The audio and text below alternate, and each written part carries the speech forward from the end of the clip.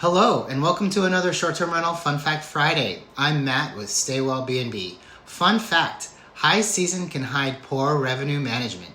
For many short-term rental markets, summer is peak season. So when an owner sees a packed June or July calendar, it's easy to assume the property is doing great. And maybe it is. But here's the important part. A full calendar does not mean strong revenue management. Sometimes it means demand is strong. Sometimes it means the home was priced too low. Sometimes it means the best dates sold too early. And sometimes it means the manager filled the calendar instead of maximizing the calendar. Being booked is good. Being booked correctly is better.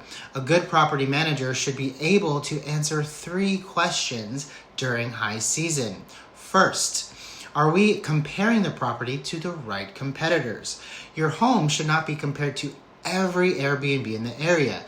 It should be compared to homes a guest would realistically consider instead of yours. For example, if you have a large home with a pool, hot tub, game room, views, and room for groups, it should not be priced against a basic 3-bedroom, 2-bathroom home nearby because both are in the same market. The question is simple. Would the same guest reasonably consider both homes? If not, the comp set is probably wrong. And if the comp set is wrong, the pricing strategy is probably wrong too.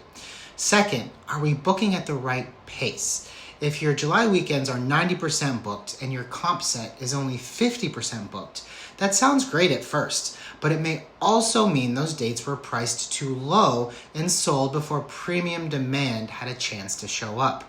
On the other hand, if your home is 30% booked and the comp set is 60% booked, your manager should be looking at pricing, minimum stays, fees, photos, listing optimization, all of it. The goal is not to book first. The goal is to book well.